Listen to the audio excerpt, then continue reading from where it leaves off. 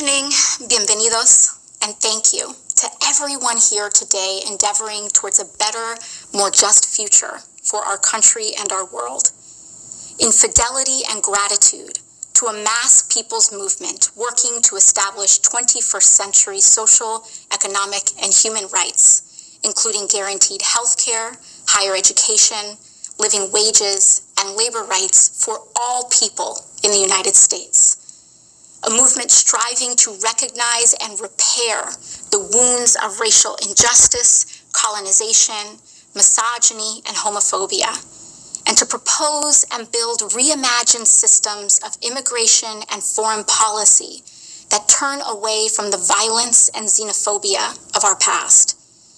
A movement that realizes the unsustainable brutality of an economy that rewards explosive inequalities of wealth for the few at the expense of long-term stability for the many, and who organized a historic grassroots campaign to reclaim our democracy. In a time when millions of people in the United States are looking for deep, systemic solutions to our crises of mass evictions, unemployment, and lack of health care, in el espíritu del pueblo and out of a love for all people, I hereby second the nomination of Senator Bernard Sanders of Vermont for President of the United States of America. Damn, man.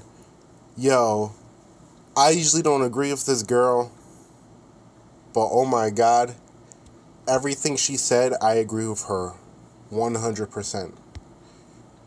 Now, I agree with her probably 60% on the issues, mostly with all progressives. And as a left-wing libertarian, like, oh my God, like she was just spot on with this. And the reason why this is so important that she did this was a middle finger to the establishment in the DNC. You know, she was right when she said that the Democratic Party is not a leftist party. It's a center-right party. I mean, Obamacare was a Republican idea, you know? So, I just find it amazing that you still have leftists within the Democratic Party that are saying, no, we're not going to be partisan bitches. No, we're not going to just simply vote for Biden just because he's in our party. Good for her. That's critical thinking right there. You see, if America had that type of thinking, we wouldn't have Biden to begin with. We wouldn't have Trump to begin with. But you see, the problem is, every year, it's literally the same logic. You have to vote for this war criminal and rapist so you can get the other war criminal and rapist in. Don't you understand that? I know Biden has his troubles, Biden has his past, but we have to defeat Trump. At what cost? You want me to replace Hitler with Stalin? That's literally the equivalency of what we got right here. You know, not saying Biden and Trump are both can be compared to Stalin or Hitler. I mean, I'm not saying that. But the point is, these people are bad. These people are traitors. These people are war criminals. Why the hell are we voting them in? You know, she talks about healthcare. She talks about free education. Biden isn't talking about any of that. Biden doesn't want to legalize marijuana. Biden doesn't want to end the wars. It truly amazes me that there are so many useful idiots within this country that just find politics to be nothing more than another sport. This is not a joke, guys.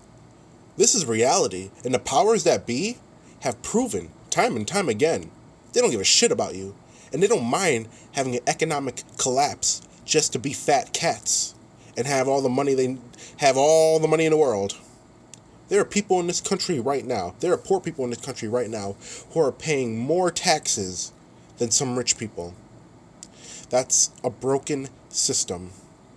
Now, as far as Biden and Trump goes, clearly I'm not voting for them. I looked at Not Sanders. I looked at the Green Party and I looked at the Libertarian Party, and quite frankly, I'm sitting this one out this year. I'm not voting.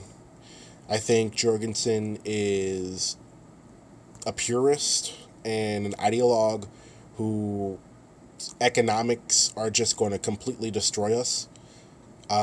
She's pretty much spot on in everything else, but I mean, abolishing the minimum wage, cutting Medicaid and Medicare, and leaving 119 million people without health care. The Libertarian Party left me. I didn't leave the Libertarian Party. And, having the beliefs I have now, and having, you know, people like Bernie Sanders agree with me on over 75% of the issues, I never thought I'd see the day. Jorgensen agrees with me on over 75% of the issues. And when it comes to left libertarians like me, we're always stuck in this spot. What policies matter to us more? Do we want free healthcare and free education, or do we think it's better to try and shrink the government, and have deals like the Green New Deal that are gonna increase spending by trillions? I'm glad Alexandria Ocasio-Cortez stood up for not just her party, but the American people. The American people have no idea how much they're screwing themselves over.